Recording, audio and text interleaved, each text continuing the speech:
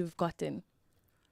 Well, growing up since my parents divorced at the age of 4, for myself, I think I'm the sibling that handled it the best out of the 3 siblings. My sister's older, I've got a younger brother. But I think being the middle child, obviously it affected me psychologically, but I can't remember it really affecting me outwardly, a lot inwardly. And my mom always tried to keep the balance. So my mom did the best for us that she could. She kept us in the same school, in the same environment, so that not to disrupt us growing up.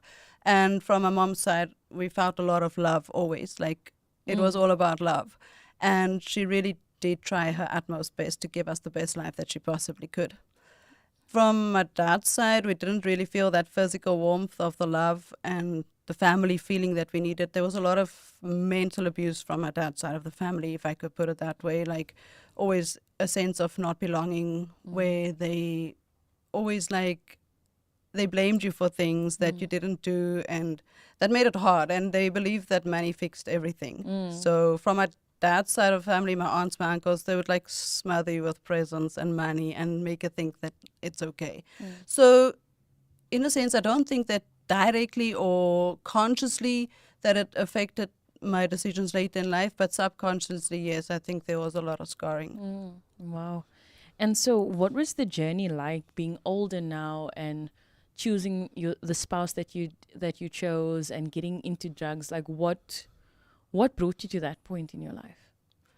I don't think that I really chose it to be as such, but it was maybe getting to a point where I didn't feel like I belonged. I just wanted to get out and just try life on my own, I think. It wasn't like a conscious decision like I want to get married. It just happened.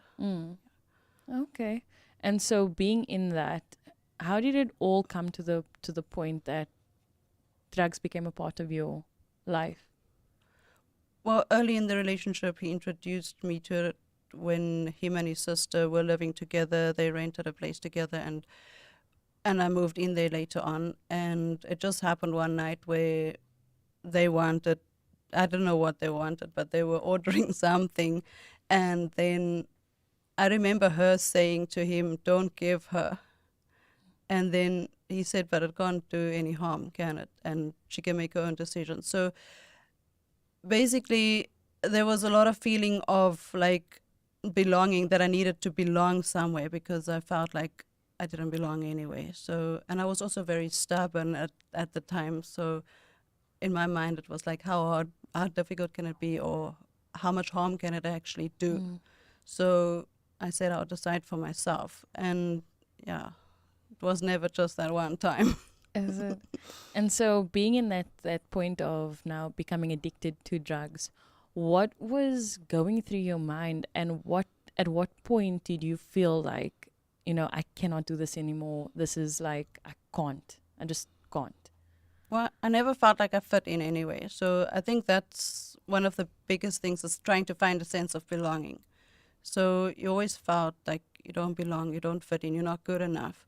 You need to do something. I never had a lot of friends growing up, so that could have also led to me trying to be somebody that I'm not, or trying to prove that I need to be something that I'm not. I need to be somewhere so the world can see I'm in existence. So, yeah.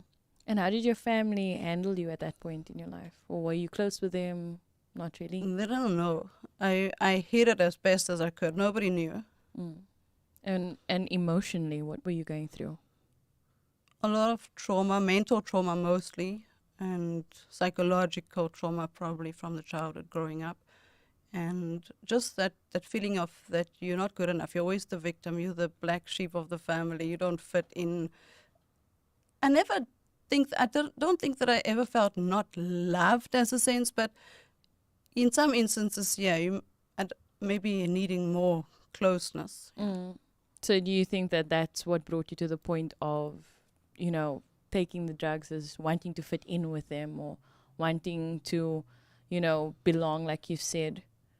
Yeah, I think also from my dad's side of the family growing up, always receiving presents and money as a cover up or as a keep quiet. I think that had a lot to do with it.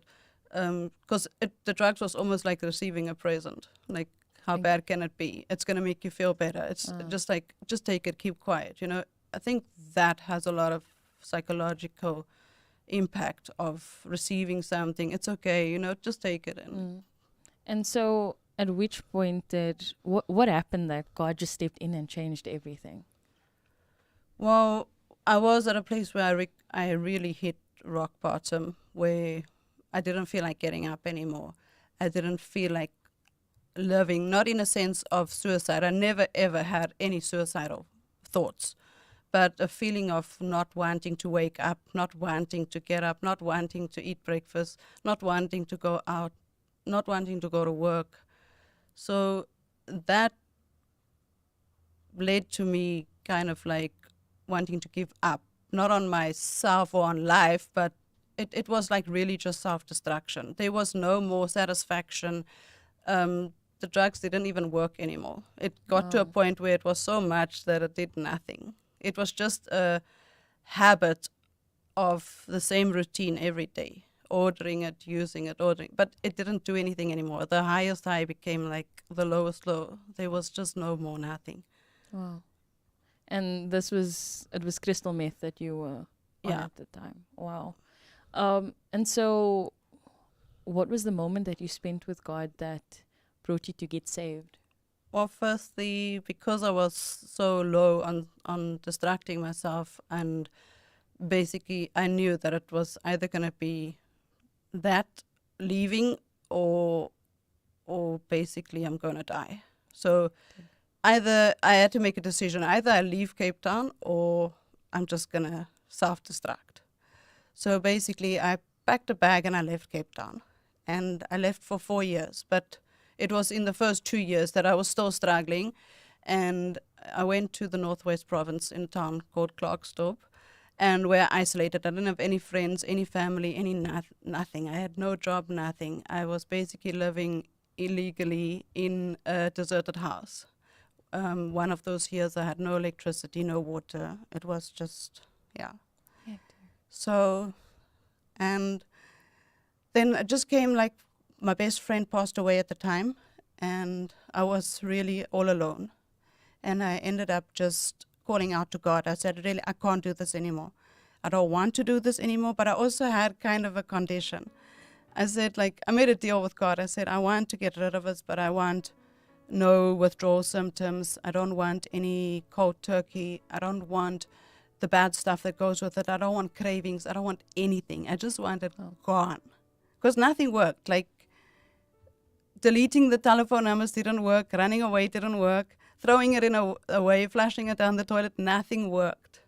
I just wanted it gone. And it was about a week after that my soul really cried out that God showed me a church. And the minute I stepped into that church, I felt at home. I really felt like I was home. Everything came back to me, the feeling of belonging, the sense that there's still hope. Yeah. Wow.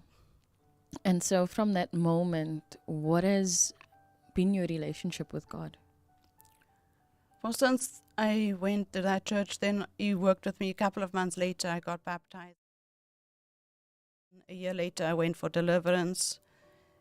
Deliverance is an ongoing thing, but for me, I wanted it for that specific deliverance, for the addiction, I wanted it gone. So that is how it happened for me. A lot of people don't believe me. Even my family and friends still reject me, but they don't believe that it's gone. But for me, that's how it happened, and that's how God works. So he works with everybody individually. And when I went for deliverance, I said, I want deliverance from that, and I want it gone. I don't want to look back. I don't want memories. I don't want anything. And he did that for me. Wow. And then, yeah, when I was ready, I came back to Cape Town. Yeah. So as your story is just hitting home for, I'm sure, many people out there. As we are closing up, what can you say to that young person out there that wants to get off of drugs but don't know how, that needs a way out? Don't do it alone. Like, there is hope out there. There is deliverance. There is a God that cares. God is alive and he hears no matter how low you think you are, no matter how far gone you are. There is hope. I'm a living testimony that God can save you, He can bring you out, and never turn back. A lot of people think that they go to rehab and they come out and they go back. Yes, for some people, it is not the answer.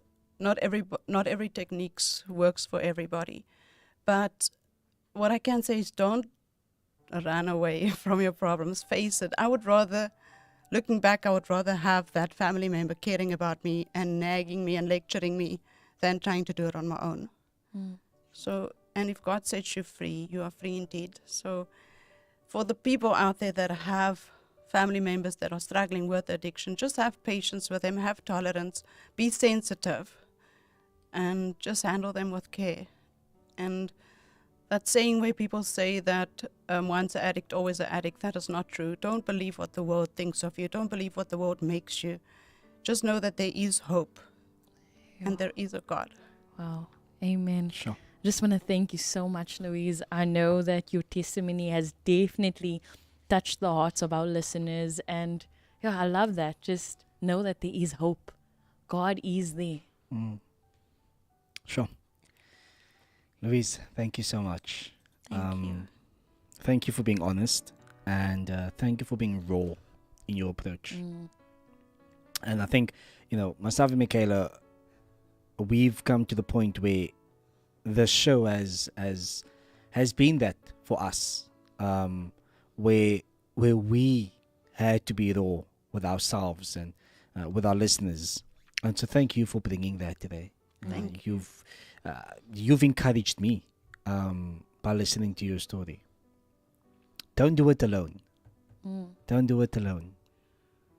And that there is hope, I love how you say, don't kind of believe what the world says about you. There is a way out. And that way is God. There's nothing that you cannot do without God. Absolutely. 100%. 5 minutes before we think 6 o'clock on top of the hour. Louise Pienaar, thank you once again, man. It has been a joy to have you in studio. Thank you for your time. Thank you for spending some time with us today. Listen, we're back again on Friday for the Drive Time Show. Same time, same place. Thank you so much for tuning in. 4 till 6 p.m. It's going to be a lekker one as always. But this has been an absolute pleasure. It has been an absolute delight. Till we see each other again, my name is Cliff. I'm Michaela. Have the most amazing, amazing week. And like we always say, stay blessed. Be blessed. And God bless.